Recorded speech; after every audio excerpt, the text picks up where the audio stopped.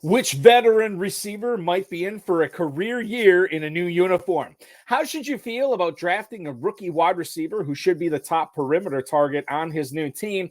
And who will be the 42 Joes that are going to be taking on the 42 industry pros in the 2024 FFPC Pros versus Joes Challenge? Plus, FFPC veteran drafter Shawn Green joins us to talk about Keenan Allen, Najee Harris, and much more. We've got a great show for you. Ferrell Elliott is here. I'm Eric Balkman. Stick around. Your high-stakes fantasy football hour starts now. Can't stand the pressure. I've seen greater men than these or lesser.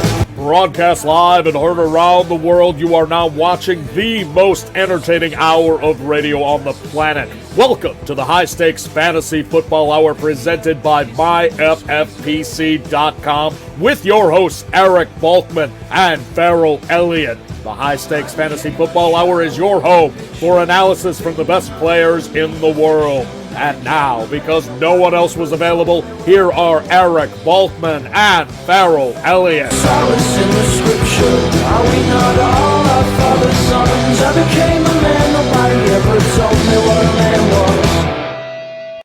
Thank you, Rob. Greetings and salutations to all of the Balkaholics and Ferrelliacs tuning in this evening. Welcome in to the latest episode of the High Stakes Fantasy Football Hour presented by the Fantasy Football Players Championship, conveniently located at myffpc.com. I'm your slightly above average host, Eric Balkman. You follow me on X at Eric Balkman. You know me from the Better Sports Network's High Stakes Fantasy Football Show, the RotoViz High Stakes Lowdown, and I don't know, probably some other things as well.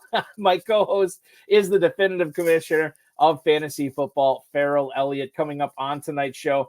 Ferrell and I are going to chat about the Rams offense. We're going to get into the Travis Kelce ADP slippage and more. And we're also going to speak with FFPC vet Shawn Green, joining the program to discuss Geno Smith, the 49ers wide receivers, and much more. You can connect with us on X at hsffhour. I'm at Eric Balkman. And check out Ferrell's Kentucky Fantasy Football State Championship at KFFSC.com. Email the show at highstakesfantasyfootball@gmail.com if you have any questions for us. Now's the time to get them in. We'll try to get to all the chat room questions, X's, Facebook posts, and everything, emails and more in the fantasy feedback segment coming up later on in the program. Shout out to our audio engineer and my best friend, Bryce, and of course, our producer and mutual friend, Rob. Tomorrow is the day, ladies and gentlemen. If you are looking for free FFPC teams, time's running out. Here's what you do. Go to myffpc.com, register for your Fantasy Pros Championship drafts. If you register for one by tomorrow, midnight Pacific time, and draft that team by June 30th, you're going to get a free $35 FFPC team credit placed into your account. If you do that 2 more times, you'll get 2 more credits. So that's well over $100 in free teams if you take advantage of the FFPC early bird promotion, but it flies away at midnight Pacific time tomorrow. So make sure you're getting in on that. And remember, you'll get that $50 discount off your 3-pack of teams in the Fantasy Pros Championship as well. A $1 million grand prize is what everybody's chasing for in a $6 million prize pool. Don't forget about the FFPC main event, slow drafts going on right now. That is also going to have a $1 million grand prize too. We have 2 separate best ball tournaments going on. The Superflex has a $100,000 grand prize, just $35 to enter that. And of course, our classic best ball tournament now features a $300,000 grand prize. If you like playing fantasy football every single day out of the year, and why wouldn't you, especially if you're watching this show, check out the Empire Leagues and the Dynasty Startup Leagues we have at myffpc.com. Myffpc.com is where to go for that. Remember to like this video, subscribe to the channel, comment on the video, share it with your friends, share it with your enemies, and get notified by clicking on the notification bell. Every time we go live, you're going to know when we're popping on to talk a little fantasy football with you. More on that coming up by the end of the show. Let's bring in our co-host right now, ladies and gentlemen. You know him as Ferrell Elliott, the KFFSC boss. He is joining the program right now. Happy Friday, Ferrell. Hey, Balky, how are you? Doing good, man. Doing good. Excited to reveal these pros versus Joes combatants, or at least the Joes combatants. Darren Armani, the godfather of the pros versus Joes challenge, has been rolling out the pros in waves, so we know who the pros are going to be this year. I don't know if he's named all of them yet, but we will name all 42 Joes tonight. It's going to be an exciting time. I think it's important as we go through the show tonight to talk about Mr. Armani's contribution to fantasy football and the mojo quite frequently, because I just completed my first FFPC main event team in the slow draft. I was playing against some of the noted players, including the professor, who's going by a strange name this year, and I don't know what it's about. But, it was a good group of players. I think I drafted a pretty good team, and I got the players that my guys sort of came to me in the draft, which always makes you nervous when you're playing with really good players, because you say, well, I'm getting all my guys, but these are, so we'll have to see. Football is right around the corner, Balky. Players all left camp for most part, OTAs and mandatory camps, unless you're named Aaron Rodgers. Those are all done, and they go home for a couple of days and start back to work. You just don't know exactly what they're doing and where they're doing it. What's crazy about this, I was talking with somebody about this yesterday. We are a little over 2 months away from live events in Cincinnati. And in less than 3 months, we're all going to be in Las Vegas with the season getting underway Thursday night, Friday night, and then obviously Sunday as well. I know it seems like it's a long ways away, but as Natalie Merchant once said, these are the days. And this is why we need to be drafting as much as we can, because the season's going to be upon us. Need to be drafting, need to be planning, need to be locking down your time for those magical weekends. I cannot wait. I will fly. Maybe the listeners will get a kick out of this. I want to fly on Wednesday to Las Vegas, which is my mother's 99th birthday. Oh, and I said, Mom, wow. Is it okay if I fly on your birthday? She said, leave early. I don't want any big to do about my birthday. So I said, oh, all right. Well, nevertheless. The fantasy football hustle right now in the YouTube chat. They said, let's go bring on the Joes. We will bring them on. they just want to know. I can tell you. They're like in the coming of age movies where the kids line up to see if they got a role in the play. It's on the bulletin board in the hallway. It's just a cool down hustle. We will. We're only minutes away. I promise. Minutes away. I believe that's Brian Drake, a guy who I've co-hosted shows with before. And Brian Drake. Yeah.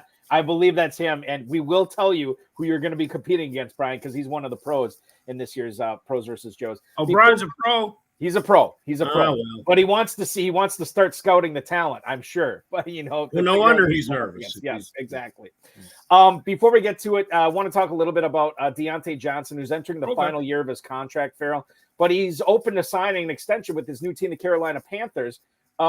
If he does indeed sign an extension, I think it's going to bode well for Bryce Young. It's going to bode well for that offense in general. I'm just kind of curious to what your thoughts are on Deontay Johnson, no longer the Steeler, but now the Carolina Panther being drafted as wide receiver 36 at the 701 behind the likes of Chris Godwin and Calvin Ridley, but ahead of Jaden Reed and the rookie Ladd McConkey. Deontay Johnson was a target hog in Pittsburgh. Is that the role he's going to have in Carolina this year as well? The target hog has not generated fantasy points for us. Last year, not a lot of catches, some touchdowns. Previous year, 80-plus catches, no touchdowns.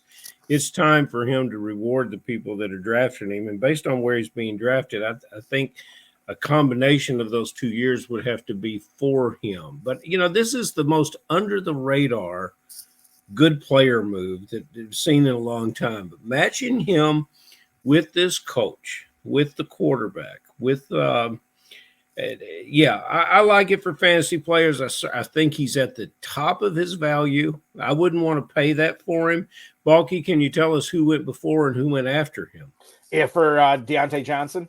Yes. Yeah, you're looking at Chris Godwin and Calvin Ridley basically right before him at just a couple of picks before him. Mm-hmm. And then Jaden Reed basically going a couple picks after, Ladd McConkey about a half round after, for wide receivers, that is. Yeah, those guys, he can mix in with that group, and that's fair enough. I might like to take another direction there. In other words, I'm saying this player may not be a target for me, but I'm not going to complain if he ends up being on one of my teams.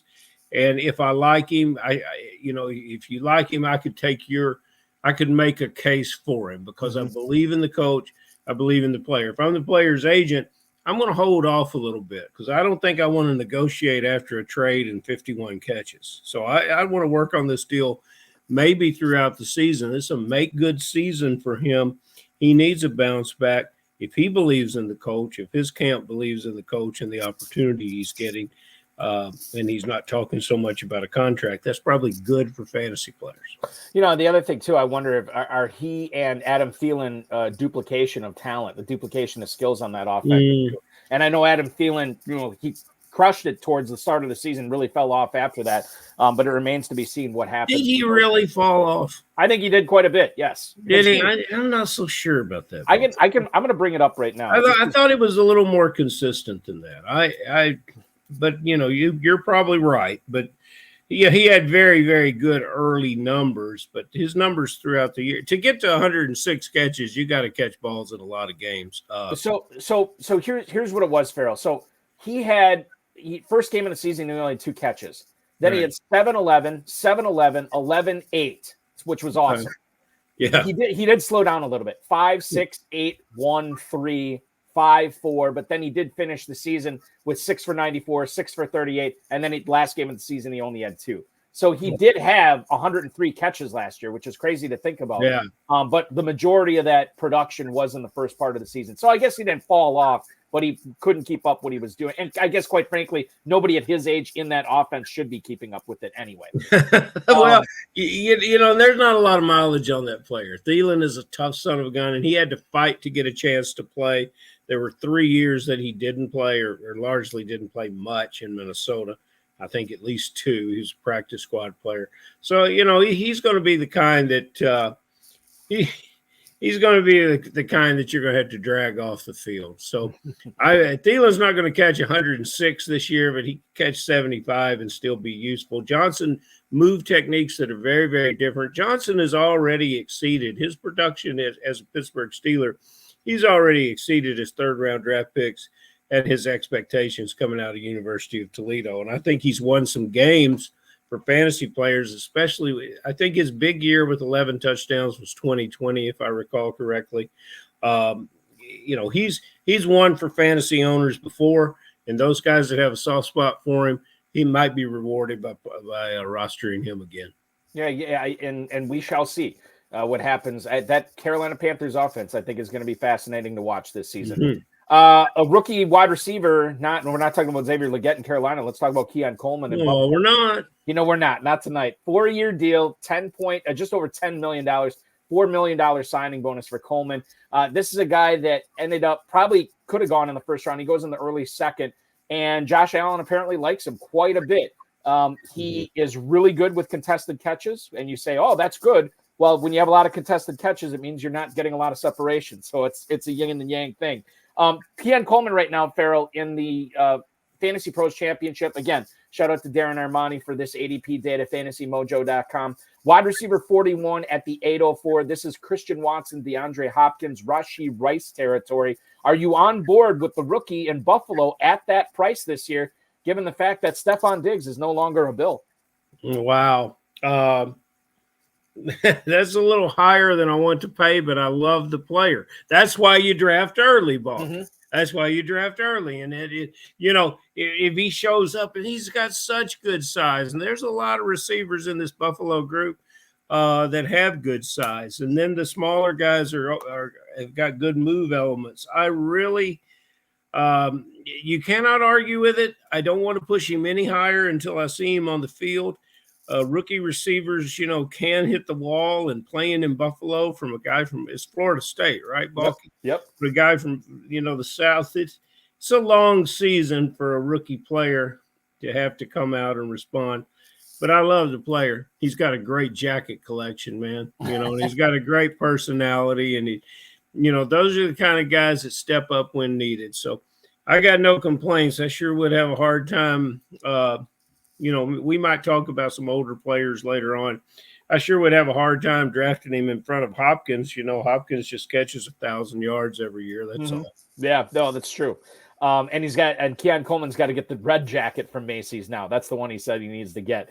Or maybe it's a blue one. I can't remember. In any event, Keon Coleman and Buffalo are going to be fun to watch. The last thing I want to bring up before we make our Pros versus Joes announcement is Matthew Stafford. He's participating in Rams minicamp this week, and he's expected to be at training camp on time, according to Sean McVay. Now, Stafford has no guaranteed money on his current deal with the Rams after this year. So you would think that given his status with the team, his stature in the league, that he would ask for more money or renegotiate anything. Apparently that hasn't happened yet. And I don't want to necessarily talk about the contract here, Ferrell, but what's interesting is it wasn't that long ago when he had all these elbow issues and these neck issues. And we were wondering, is this guy's career done? And he's still plugging along. The Rams have improved their offensive line. Defense is not going to be good in LA this year, so Stafford's going to have to throw it. He's got Kyron Williams, Blake Corn, Puka Nacua, Cooper Kupp, like a lot of talented pass catchers on this team. And yet FFPC drafters are picking him as quarterback 20 right now, not until the 16th round. He's going behind the likes of Deshaun Watson, Kirk Cousins, Justin Herbert. I wonder if you think that's too low, because it seems kind of low where you can get Matthew Stafford as quarterback 20 this year. It is. And, our FFPC drafters fall in love with quarterbacks that can use their feet. And, that's not what we have here. And so that's why he's going to go late. And the player, he's not going to be the number 2 or number 3 quarterback when you're picking Lamar Jackson or any other player that fits that bill of, and there's becoming more of them and they're being more successful. So I see a potential of, you can talk to me all day long about quarterback and his feet, but when you see a potential of a 40 touchdown quarterback being drafted here, and then this is 5 rounds after Cousins, who's probably another 40 touchdown pass quarterback. How do you want to build your team? How do you want to play? But I think, Balky, you're giving guys a great idea. And what makes you say the Rams defense won't be any good? Well, I think Aaron Donald covered up a lot for that team last year. So that's going to be a big hole that's going to be tough to replace on that team. Right. And obviously this is be the second year without Jalen Ramsey. I don't necessarily know if they address that adequately in the secondary. So I guess maybe they won't be a train wreck, but I see a lot of shootouts in their future, Ferrell. I see a lot of shootouts. And that's what we're calling. If you see shootouts in the future in that division of which they're playing in, this is an interesting player. Now I want to go sign up for another FFPC team tonight and shoot for a Rams quarterback. Yeah, that's right. Well, let's do this. I know a lot of people came in and are saying, shoot. I can't believe they have not announced the Pros versus Joes. Oh, yeah. Let's do it right now. They got to have it. They got to have it. So here's what we're going to do. I have the 42 names of the Joes that are going to be participating Start reading them. The Pros versus Joes competition. These Joes are going to be facing off against 42 industry pros. We have 7 separate 12-team drafts. We do this every year. It is going to be 6 industry pros in each draft and 6 FFPC Joes. The winner of each of these leagues will end up getting a free main event for the FFPC in 2025, where you can battle for $1 million for free. So you're basically getting a free main event. How the FFPC Joes qualified for this is they either put a deposit in or they paid for their team in full by the early bird deadline, which was the end of May 31st. We had a random drawing, and these are the names that came out. So good luck to all of you. These are not in alphabetical order, so listen to the whole list and you might hear your name. So without further ado, here we go.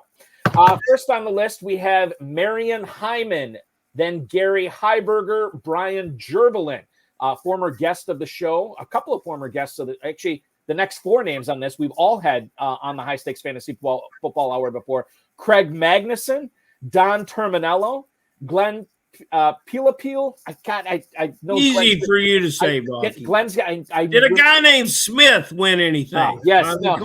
Just could be. There could be a Smith on this list, but Glenn is going to fry me because I know I got his name wrong. We had him on the show a few months ago. Rob Abbott, also welcome to the Joes list this year. Moving forward here, Ron Chan, Daniel Wright, Ian Hubbard, and Rob Cannon. Those are the first 11 names, it looks like here. Rob Cannon on number 11. Then we have Robert Trenz, Jeremy Slick, Wilson Moy, who we just had on the show probably 3 months or so ago, 2-3 months ago. Missing He's Wilson going to be a already. Joe. Absolutely.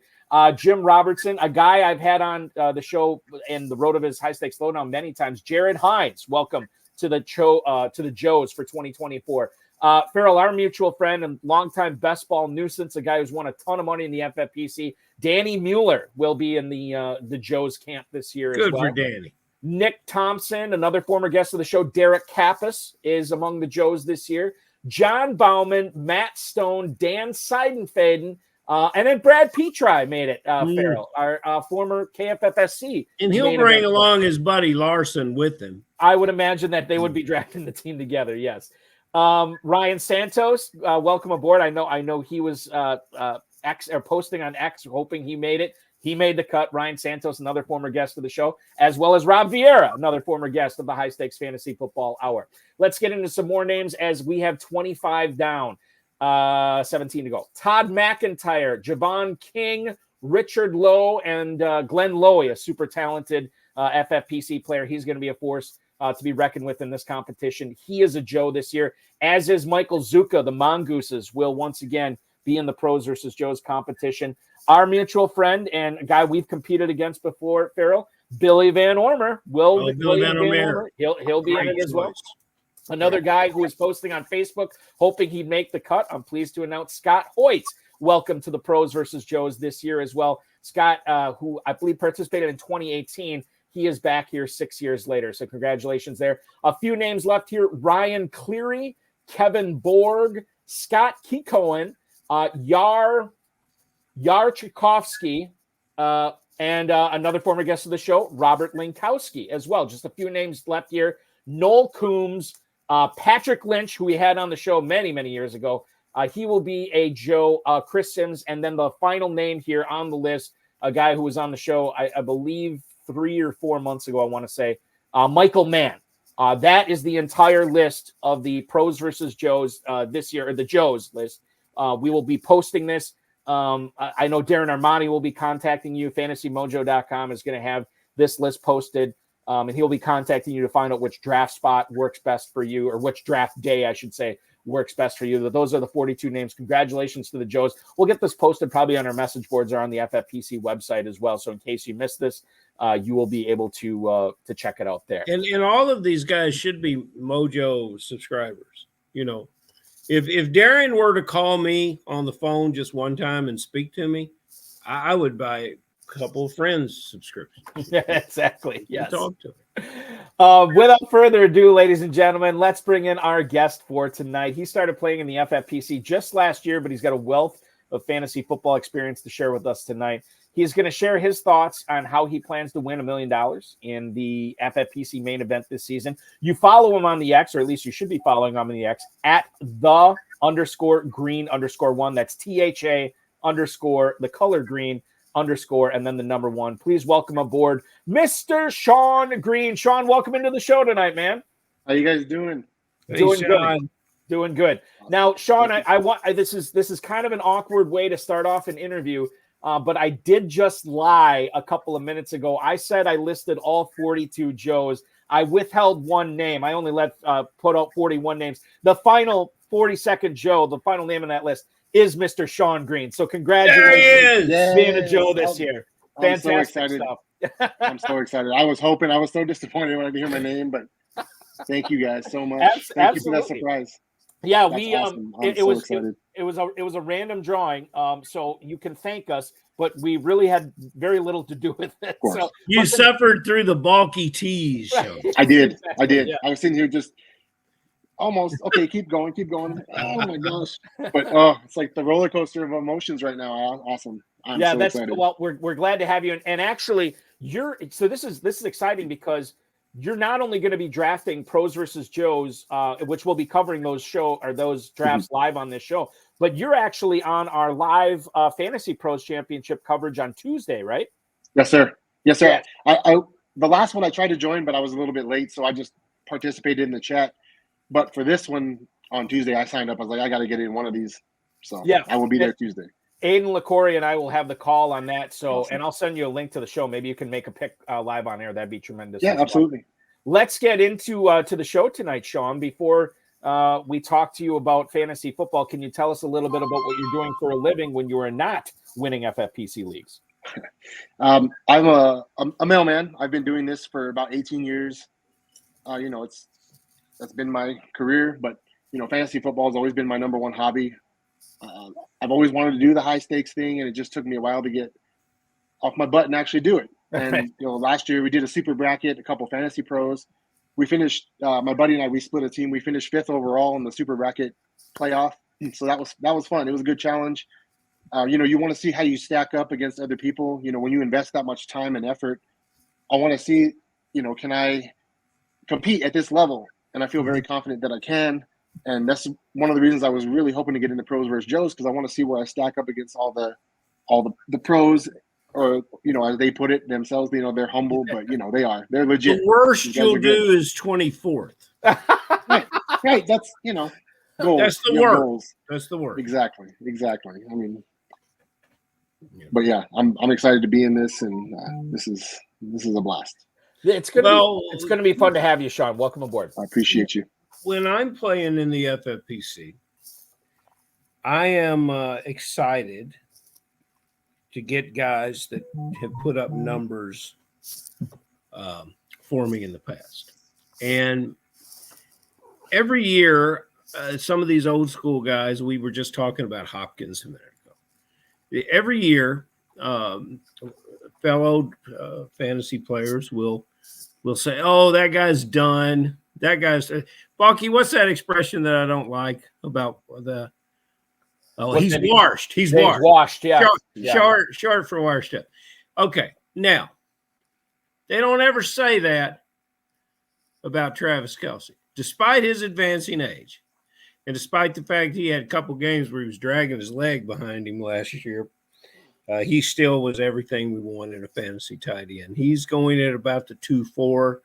If I'm in the second round and Travis Kelce's on the board, he's going on my team. Do you feel the same way about this or any other aging player that some people may be turning their back on?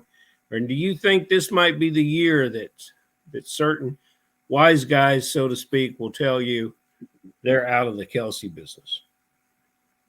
For me personally, Kelce's my tight end one this year. I know there's a lot of hype with Laporta, and I understand it, rightfully so. But for me, Kelce last year, it was a down year, I guess you can say. But the whole offense was down, right? But for me this year, I'm still taking Kelce. That's still my first choice. Actually, I did a Fantasy Pros draft on Memorial Day, and I took Kelce at the 1.8 because I had a build that I wanted to try, and I wanted to get a start with the 3 tight ends, so I started with Kelce 1.8, McBride in round 2, and then Ingram in round 3. Nice. I mean, for me personally, McBride is my guy, but Kelce's number 1 for me this year. So do you think he produces number 1 points? I don't see why not. No, I don't either. They went out and picked, the whole thing with Rashee Rice maybe being suspended. We don't know that yet. They went and got Xavier Worthy, who's a field stretcher. They went and got Hollywood Brown, who kind of works a little bit in the middle of the field as well, down the field. I don't see why not. He's going to open up the field for Kelce. And like he said the other day, ride me till the wheels fall off. and as a 49er fan, the Super Bowl was painful because Kelce, once Dre Greenlaw got hurt, Kelce was just unstoppable. Yeah. The playoffs against Baltimore, he was vintage Kelce. So I'm still not personally seeing a fall off, even with the age. And I think, I guess maybe the age thing, I mean, obviously that's valid where people might have a problem with it. But I think the other aspect with Hollywood Brown and Xavier Worthy, I think some people take that to, oh, okay, well, they're going to add those players on. That's obviously going to take away from Kelce. But I think those are complementary players. They're not going to they're going to be running different routes, and they're opening things up for Kelce too. So I think that's something to keep in mind going forward as well. I'm with you actually on Kelce. Rubio sure makes a good point here in the chat, Balky.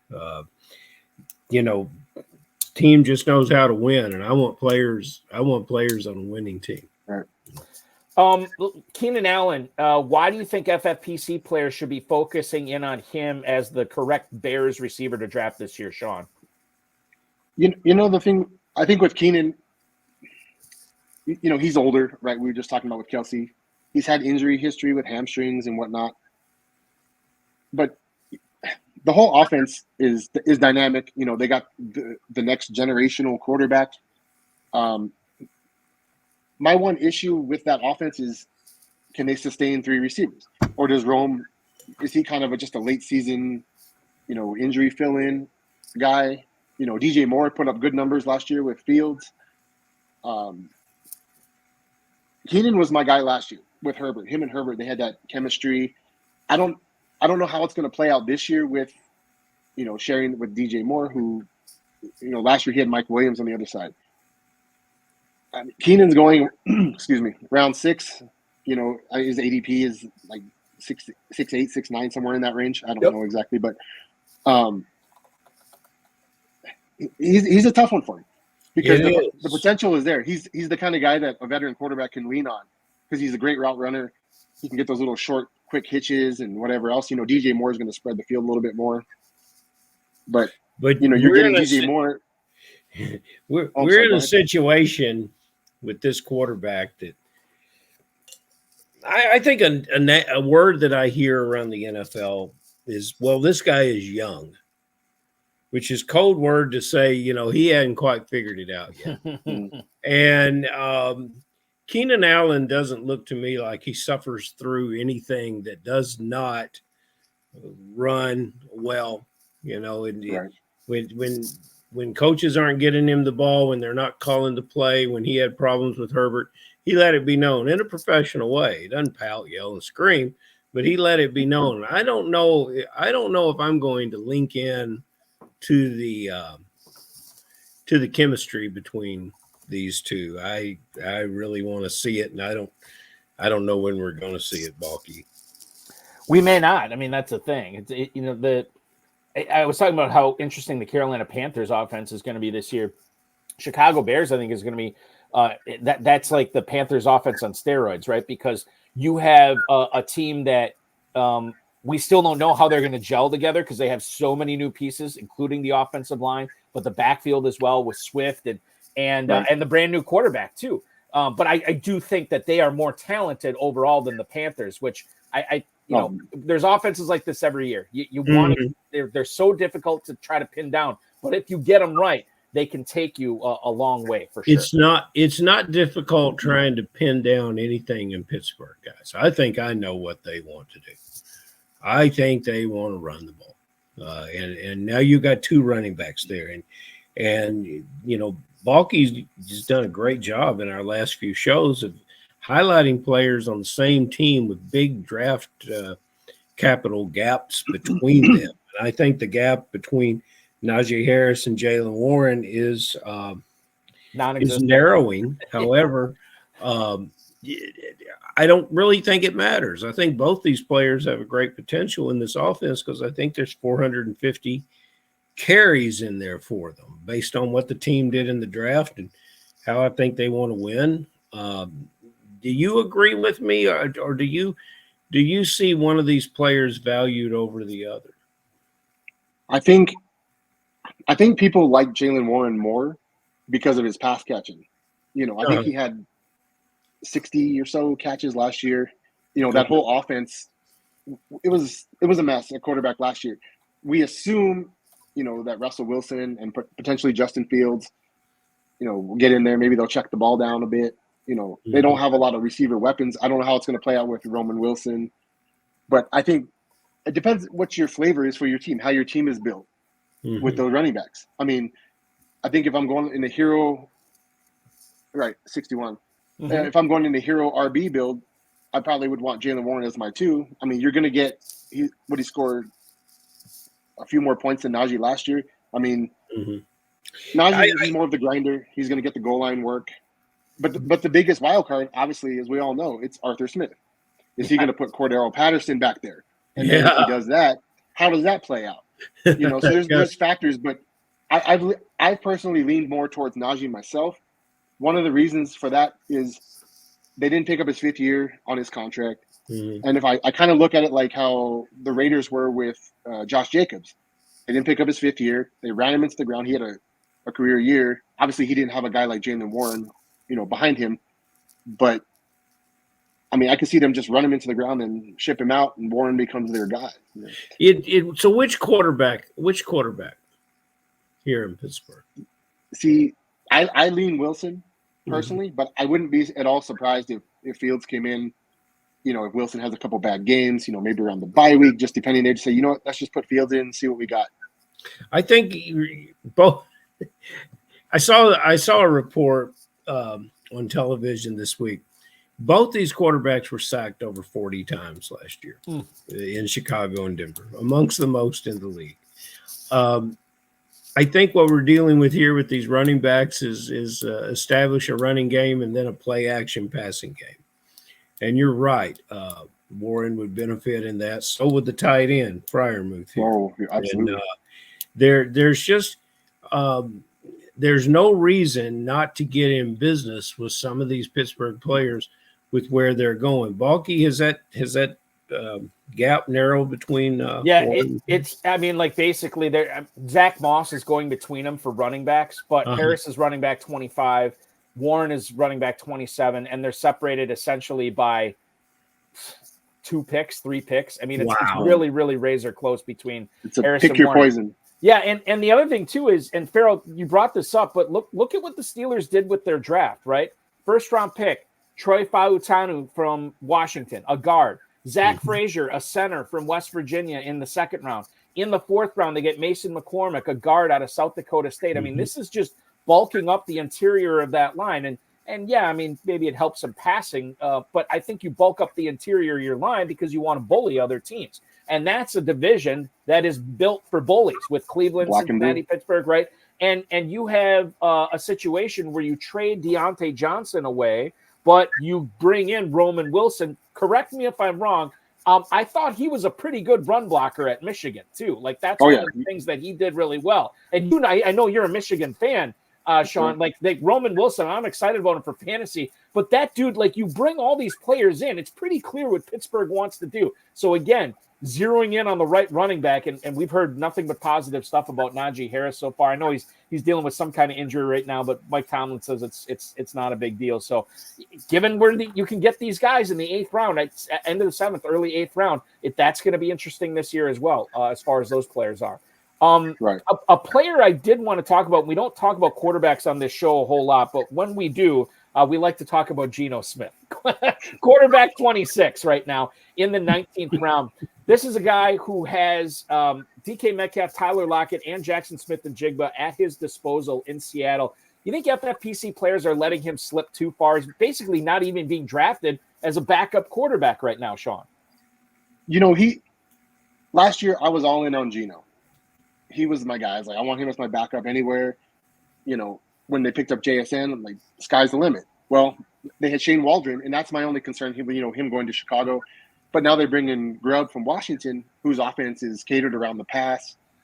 Charbonnet is a good pass catching back. The offensive line is a little shaky in Seattle, I believe. But I think as a backup quarterback, why not? I mean, it depends on, one thing that I've noticed, a lot of quarterbacks are slipping this year, whereas last year they were all smoked up the board. You would see guys going early quarterback. Well, this year I've noticed, even in that draft on Tuesday, guys are falling to the 10, 11, 12, 13. And it's, that's kind of where it's pushing Geno down towards the end of the draft, the 18, 19, 20. Mm-hmm. But as a backup, why not? I mean, if you want to play your matchup, like, where you have your bye week, see who the Seahawks are playing, maybe you want to take the shot with that. Mm-hmm. But I think you can do worse. I mean, I've seen people taking shots on J.J. McCarthy, Daniel Jones coming off the injury. I would rather take a shot with Geno myself, still as a backup. And Geno played last year with a lot of physical problems, nagging physical problems. That's true. He could get on the field, but he had to be hurting. And there's not a more loved quarterback amongst the players within the NFL. Whenever we do talk quarterback, when Balky brings him up on the show, I have to do a quick look on social media and make sure that quarterback wasn't traded to the Packers. Still in shit. But, okay, here's another quarterback that's not traded to the Packers. And this is actually a quarterback question. David Njoku has shown tremendous athletic promise. He gets off the bus and you go, well, there is a beast of a player. Mm-hmm. And he flashes great plays. But for fantasy players, it's a sometimes yes, oftentimes no. And more than often, you're disappointed with this player. With Deshaun Watson returning, and now having a full season with this tight end, can you make, and many of the guys that are regulars on the show have made their comments that there's 7 elite tight ends, and Njoku isn't one of them. But he's knocking on the door maybe if he and Watson can develop something. Do you agree or disagree? Me personally, I like Njoku, but I have him more as a late tight end 1. He's near the bottom, I guess. I've done a couple drafts on FFPC, and I've taken him as my tight end 2 in a few of those. I like the tight end premium. I don't know how it's going to play out with Watson. Is he going to revert back to the Houston Deshaun Watson? Is he going to be injured still? Is he fully engaged because he got his money? I don't know. Mm-hmm. But I know that they went and signed Jameis Winston, and we all know he's willing to wing it down the field no matter what. He's going to, 30-30, right? Yep. I don't know if Njoku's going to have that run that he had with Flacco at the end of last year, because he had some monster games. The targets, I don't know how the targets, with Cooper, and then they went and traded for Jerry Jeudy. But I still view personally Njoku to me as a lower tight end 1. Like you said, like there's the 7 guys, and then there's that range. With Brock Bowers. And I'm just not sure. Okay, Bowers or Njoku, which one? Me personally, I'm taking Njoku. There you go. Okay. Because Bowers, they still have Mayer. I don't know who the quarterback is going to be for Vegas. Adams is a target hog. I don't know. And you bring up something interesting in Vegas, and I'll tell you, I don't think it matters who the quarterback is.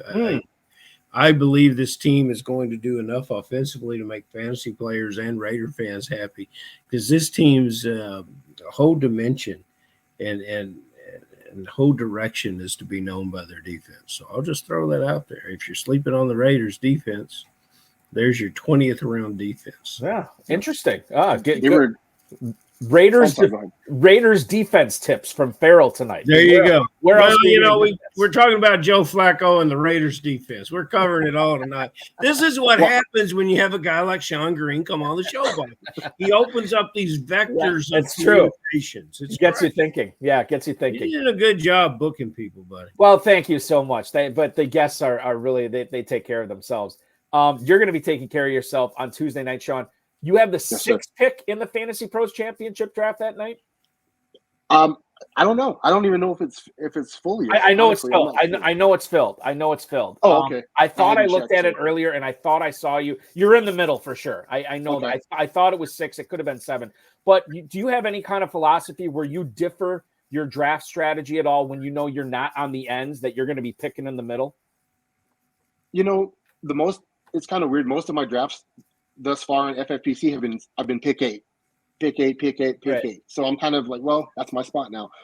But in the middle, I'm looking somewhere, I want to ideally I'd like to get a good receiver, JJ, Chase, Amon Ra, whoever falls down in there. I do love my running backs. I'm old school. I've been playing fantasy since 97. Running backs were the thing, right? King. I do love Bijan and Brees, but I kind of like to let the board play, see how it falls. I don't like to go in necessarily with a dead set strategy with my pick. I want to be flexible, because you never know. One of those tight ends slides back to me in round 2, and I'm like, well, I was going to take another running back or receiver, but now I'm going here, not expecting those guys to be on the board. I was telling you earlier when I did the one on Memorial Day, I wanted to get the 3 tight ends to start. So I was dead set. I'm going to pass some players, and it's going to kill me, but I want to try to get this build because I want to see how it plays. Being the 6th pick, I know I have an option to get one of the elite receivers or one of the top 3 running backs, just depending on who else is what other people view. But, watching these other drafts, I like to wait. I want to wait on a quarterback, ideally. Yep.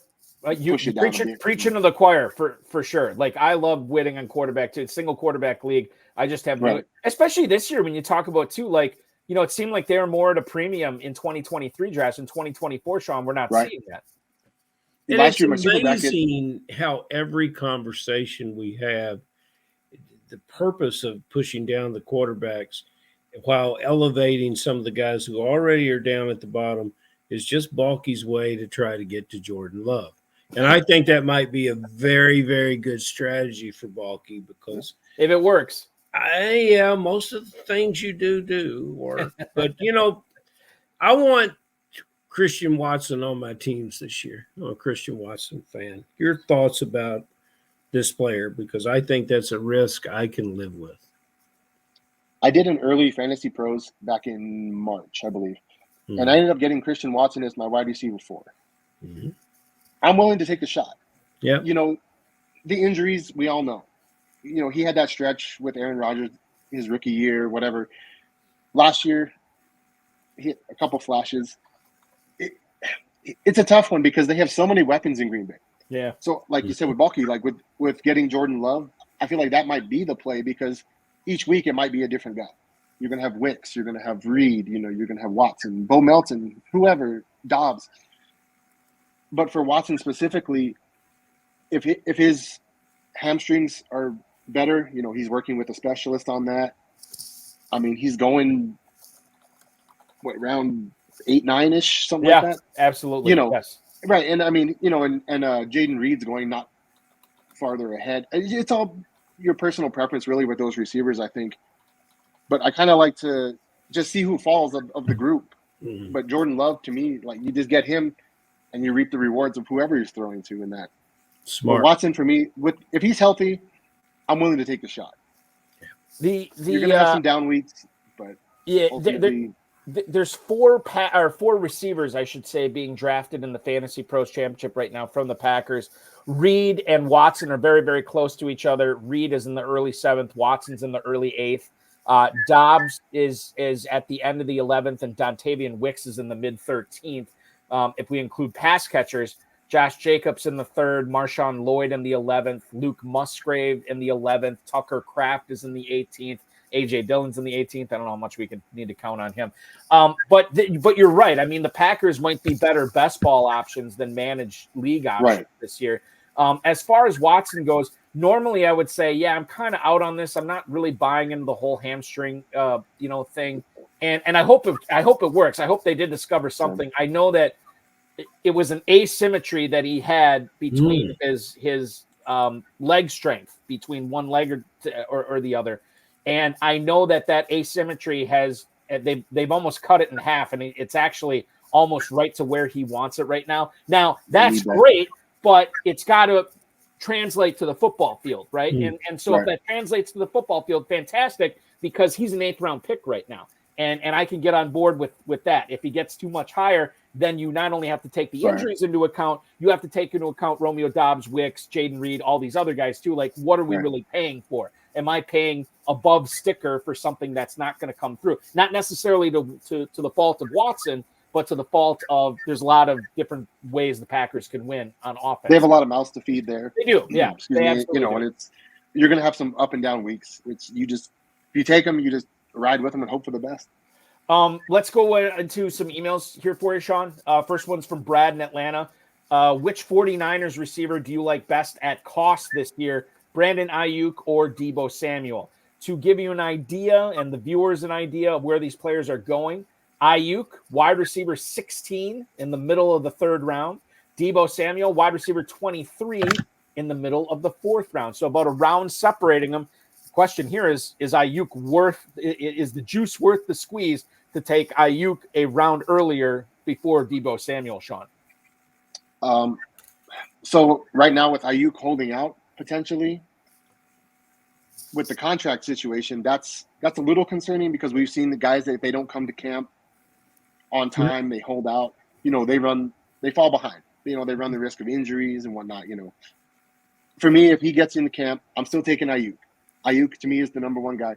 Deebo brings a different element to this offense, because he runs the ball. He does the short, the screen, and he can take it to the house. He just runs the guys over. But I still lean Ayuk personally, but I don't think you can go wrong with either. I think it's just how do you build your team? Are you starting, is Ayuk maybe your 3rd receiver? You could do a lot worse than that. If Deebo your 3rd receiver, same thing. In best ball, obviously it's always a different situation, but I still lean Ayuk personally. That's my choice. So you're going up with Ayuk. Yeah, Ayuk is worth it for you at that point. I think so, 100%. As long as he's in camp on time. Yeah, and he really doesn't. I mean, Ferrell, you know this better than anybody. He doesn't really have any recourse but to report eventually, right? Right. That is true. Yeah. Another Wolverines question here for a final email I have for you tonight for Shawn. This is Chris in Queens. Hey, Shawn, is Blake Corum enough for you to stay away from Kyron Williams in the third round of FFPC drafts this year? We appreciate the email from you tonight, Chris in Queens. If we look at Kyron Williams, I didn't think he slipped to the third, but maybe he is a third-round pick right now. Kyron Williams, 210. He's still at the 210, which I guess to Chris's point is even worse that Kyron Williams is still going in the second round. What's the Blake Corum effect going to have on Kyron Williams, and have you been staying away from Williams because of Corum? I'm not a big Williams guy myself. I mean, last year he was great. Obviously, he won people a lot of money down the stretch. He was great. He was getting fed the ball like crazy, and McVay likes him. Watching Corum over his entire Michigan career, he's a guy. He's a solid runner. He always reminded me kind of Frank Gore. Like, he always found the hole. Yeah. He's not explosive, but he does it. He just grinds and he gets the yards. And that's a tough one for me because I do like Corum as a later round. Like if you're doing the hero build, and you want to just get a couple backs, he's the kind of guy I'm targeting. Obviously, I mean Kyron. I don't know. That's a tough one for me personally. A lot of people still like Kyron, but I think 210 is a little too rich for me. If I can get him more towards the mid to late third, early fourth, I'm more interested then. And I do think he is going to slip. I think it's going to happen, especially if we get closer to the season. Kyron Williams was a player that is not a pedigree guy, came out of nowhere last year. Right. I think drafters have become smarter over the years to understand. Look no further than Raheem Mostert's ADP this year, right? Guy gets 21 touchdowns last year. You'd think, he's got to be in, 15 years ago, he would have been a first-round pick this year. That's not the case anymore. Exactly. He's washed. Yeah, he's washed. He's been washed for the last 4 years. He is sparkling clean. He's so washed. Yes, but that's my point is I do think Kyron Williams is going to slip because I think people understand, like, look, there's a lot of things that really went in his favor this year that because of regression to the mean, they're probably they're not all going to go in his favor. Yeah, he stayed relatively healthy. I know he missed a few games, but when he was in there, he got all the work. He was extraordinarily efficient, something that he wasn't really he wasn't all that efficient in college at Notre Dame. So I think, and then you have the team saying, look, we need to make sure that we either have a guy right behind Kyron Williams or we have a guy that can step in where our offense doesn't miss a beat if Williams were to go down or he's not effective. And they invest that draft capital into Blake Corum. To me, this is a signal to the rest of us that before we click on Kyron Williams at the end of the second round, we need to think long and hard, use all that 60 seconds and make absolutely sure Kyron Williams is the right pick. I'm with you. I don't think he's the right pick for me in the second round. We'll talk about maybe mid to late third, early fourth. If he does, I don't know if he slips to the fourth round. He might, but I do think some slippage is coming. Ferrell, we have one more final question for Chris or for Shawn that's coming right now. Okay. Who is the hard fade for you? The guy that you're just not going to get involved with, and then who you've given us a real good feel about, what you think about Kelsey and things like that. What's a guy maybe later in the draft, late 7, 8, 9, or perhaps even in the double digits that you want to get on every football team? A guy I want to get or a guy I want to fade? Give it 2 questions. Yep. You got to handle 2 at a time. This is a dual situation here. It's yep. So for me, for a fade, it's got to be Nick Chubb. Mm-hmm. Last year, I was looking at Nick Chubb as a late first, early second guy. He's a guy, he's going to grind, he's going to score you points, whatever. Well, that injury is horrible. It was awful. And it's his second time he's had that on his knee. He's 28 years old. I don't know when he's coming back. I don't know. He's probably going to start on the pup. Yeah. And then they have Jerome Ford, who looked pretty decent for them last year. And then they went and signed Deontay Foreman, who also I think can grind, the hard yards. He's a bigger back.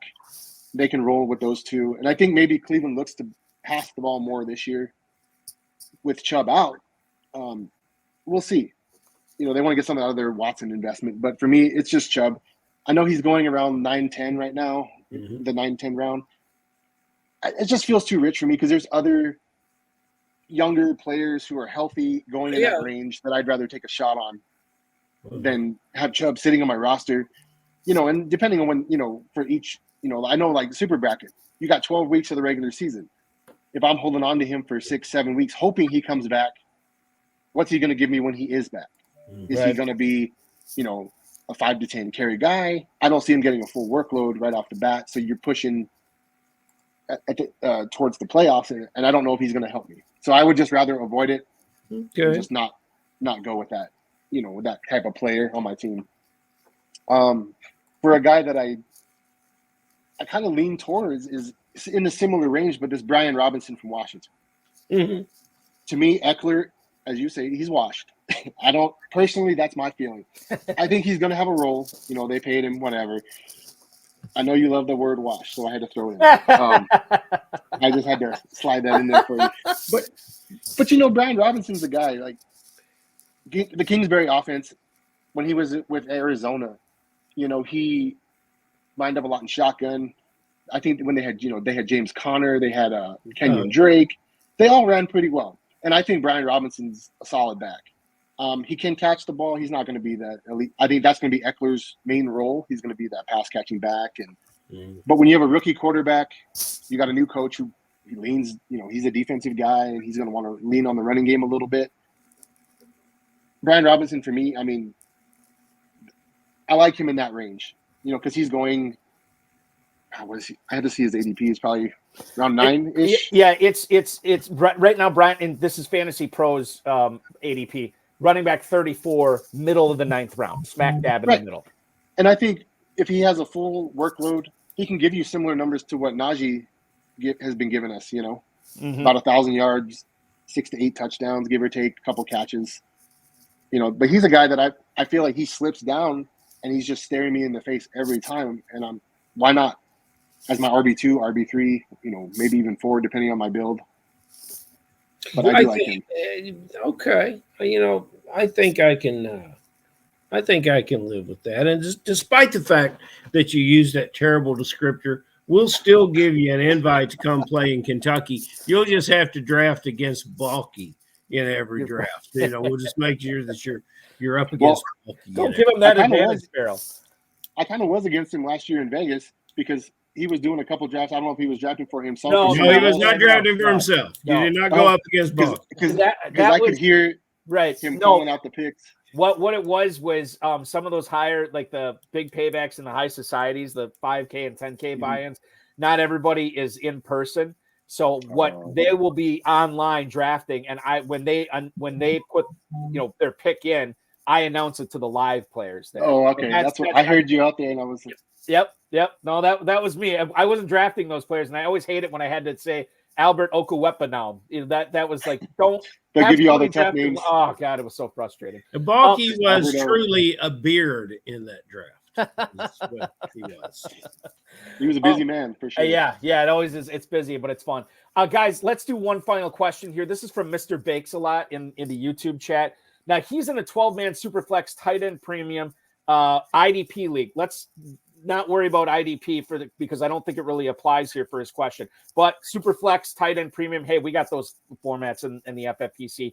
Who would you rather take here? Justin Jefferson, Anthony Richardson, Jamar Chase, and Christian McCaffrey are all available. Now, this is not a dynasty league. This is 12-man Superflex. He is the 10th pick. These are the players available. Shawn, you look at that. Does one name stand out more so than the other ones?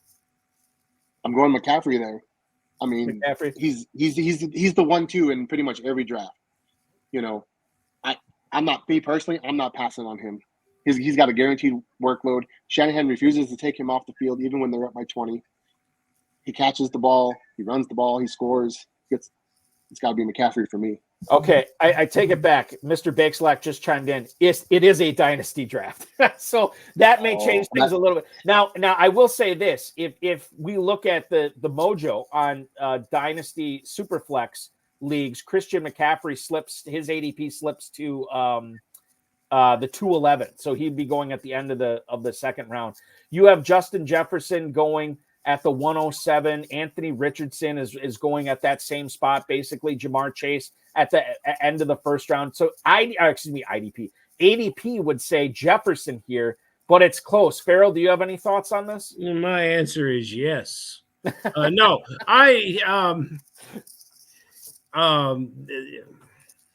Chase. Chase over Jefferson Yeah. because of the uncertainty at quarterback for Minnesota. Well, because the great quarterback in Cincinnati really doesn't, Okay. So I'm going to turn it positive, Balky. Go ahead, Shawn. Oh, I was just going to say, being that it's a super flex, I can't fault you if you want to go Anthony Richardson. Right. His upside is crazy. He's got that quarterback one upside, his rushing. He's got weapons galore in Indy, and he's got an offensive coach. He does have all those things, but myself and Mr. Bakes-a-Lot are on the same page. That's what I would say here too. Mr. Bakes-a-Lot saying I'm leaning Chase. I could see the argument for Chase or Jefferson. I guess I would lean towards Jefferson here. But the fact that he's already leaning Chase, the great Ferrell Elliott is saying Jamar Chase. Go with your gut. Your first instinct is usually right. Always. So that's what we'll roll with there. Trust your gut. Trust your gut. Shawn, we trusted you tonight, and you did not let us down. We will continue to follow you on the X at the_green_1. We will see you. Hopefully you can stop by on Tuesday night and make a pick live on the air. That'd be tremendous as well. Good luck in that draft as you're gunning not only for $1 million in the Fantasy Pros Championship, but $1 million in the FFPC main event. And welcome to the Joes family for 2024. I am so excited. It's going to be a lot of fun. And by the way, maybe you could pop on that broadcast too and make a pick live on Love to. Everybody's going to get to know you over the next couple of months here for sure. Shawn, awesome. Thank you so much for spending your Friday with us, dude. Be good. We'll talk with you. Thank you. Appreciate you guys. Thank you. Absolutely. Thank you. That is Shawn Green, ladies and gentlemen. The fresh 2024 FFPC Joe, one of 42 that we announced. In case you missed the announcement, you can go back earlier and watch it. This podcast will probably be up in an hour or so as well. So you can check it out there when that's out. And like I said, we'll post something on the FFPC website. FantasyMojo.com will also have it as well. Ferrell, a few emails tonight we'll go through. Gary in Opelika, Florida. Never been there, but it sounds lovely. Hey, Balky and Ferrell, which aging running back is going to have the better season, Alvin Kamara or Joe Mixon? Joe Mixon's going to have the better season. Good change of scenery for him. He's going to respond. He's playing with a little chip on his shoulder. I like Joe Mixon. I'm going to say Mixon, but for a different reason. I'm really starting to like Kendra Miller quite a bit in New Orleans. And if that happens, if this is the year of Kendra Miller, it's going to be at the expense of Alvin Kamara. These guys are basically going right next to each other in draft. Yes. And I trust Kendra Miller a lot more than I trust any of the Texans running backs. So I'm going to say Mixon as well there. That's who you should be drafting. Let's see. Who is this now? This is, I got to bring it over here. I can't read. Glenn in Crider's Corners, Pennsylvania. Hey, fellas, are you guys down on Cortland Sutton enough to draft Brian Thomas over him? Thank you for the email, Glenn. I will say this about Cortland Sutton. My God, was he touchdown dependent last year? 10 touchdowns. I'm not the biggest Brian Thomas guy in the world, but I think it's enough for me, and it's late enough in the draft where I'm going to go with the unknown upside. I'm going to go with the mystery box. Yeah, I'm going to take Brian Thomas over Cortland Sutton, Ferrell. That's an easy one, I think. That's one the Dizzle would make all day long. And let's don't even look at Sutton's problems. Let's look at Brian Thomas, a very young player, obviously. We think about the COVID year where we all hustled from casino in Las Vegas and drafted the FFPC. And it doesn't feel like that long ago, but, Brian Thomas was a junior in high school then. So we're in a situation where we've also playing for the $275 million man there at quarterback. So why not? This is let's go, Brian. Final one tonight, Brian in Chicago. Brandon Cooks or Jerry Jeudy, who has the higher ceiling for 2024? I appreciate you both. Thank you, Brian in Chicago. We appreciate you as well. I don't think either one of these guys has that high of a ceiling. However, Ferrell, I think that Dallas team this year is going to be throwing the ball a lot. Like Dak Prescott's going to have round-the-clock attention to make sure that shoulder, that elbow, that arm is going to be fresh each and every Sunday. And for that reason, I'm going to take Cooks over Jeudy, and I think he's got the higher ceiling because I trust that passing offense more. In Cleveland, they have Cooper. We know Njoku's there as well. But Deshaun Watson, I don't know. I mean, I have not seen the Deshaun Watson from Houston yet in Cleveland, and now here we are 2 years later, and it still hasn't happened. And oh, by the way, I haven't seen the Jerry Jeudy from Alabama in the pros yet. So that's the other thing to be worried about here. It's a twofold thing. You have always been a Brandon Cooks guy, and I wouldn't leave him now, especially in this question. I think if we had this prior to the draft, I might have been no. This would be Cooks all the way for me. Cooks will probably be shooting up the board as the season starts, and I think you just let the proverbial cat out of the bag. Yeah, I probably did. That will complete our show tonight. Ferrell Elliott, thank you so much for joining me tonight. In regards to the KFFSC, what are we looking at as far as online drafts right now? I know I'm in the midst of a main event slow draft, having a lot of fun with that. The next one is going to start when it's full, and then we have a live draft potentially starting this weekend again, or is it next week? We've got a slow draft ready to go. We've got some live drafts scheduled, and if they fill, we will play them. There you go. So everyone who plays in Kentucky knows that the heart of our operation is the live events, both in Cincinnati on the 18th and in Louisville at Caesars Southern Indiana on the 23rd to the 25th of August. But we do have online play, and it features third round reversal, and it's a banger of a time and great fun. It absolutely is. It is a lot of fun for sure. And we will continue to have a lot of fun talking fantasy football with you on the show. Ferrell, so much. Thanks so much for joining me tonight. We'll do this again a week from today. Yes, sir. That is Ferrell Elliott, the definitive commissioner of fantasy football. I want to thank him. I want to thank Shawn Green, the FFPC, Rob Rice, and of course, each and every one of you for hanging out with us tonight or streaming, downloading, listening later, whatever you're doing, viewing later. We appreciate it. We will be back next Friday at 10/9 Central. Watch last night's High Stakes Fantasy Football Show on the Better Sports Network or the FFPC socials with myself and sports gambling podcast Ryan Kramer. We will be drafting on the show this coming Thursday at 7 p.m. Eastern Time. Theo Greminger from Player Profiler and Dave Terpoli. Excuse me again. My goodness. I'm getting all verklempt talking about drafting. I'm so excited about it.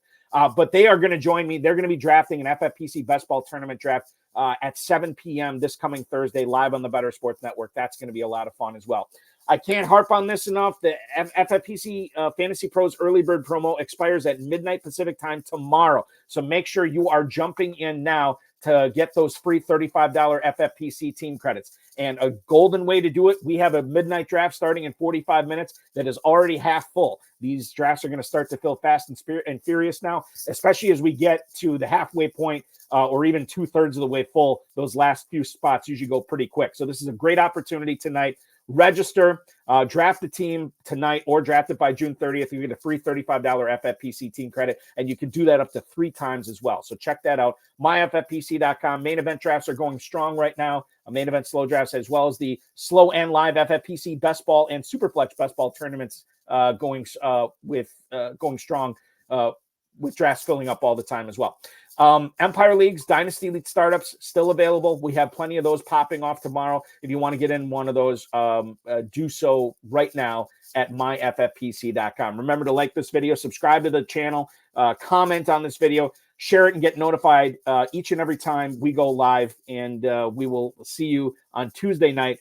Aiden LaCorey, myself, FFPC Fantasy Pros Championship live draft coverage of the Fantasy Pros Championship. Those 12 owners, including tonight's guest, Shawn Green, will be gunning for a $1 million grand prize, and we will have it pick-by-pick action for you right here on the FFPC YouTube channel. With that, thanks for watching, everybody. For Ferrell Elliott, for Shawn Green, I'm Eric Balkman. Your weekend officially starts now.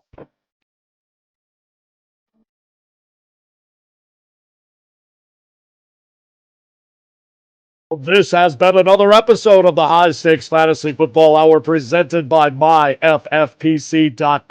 It was broadcast live and was watched around the world. Balky and Ferrell will be back next week with more analysis, more interviews, and more advice from guests much smarter than they are. Thanks for watching, and we'll talk with you again next week.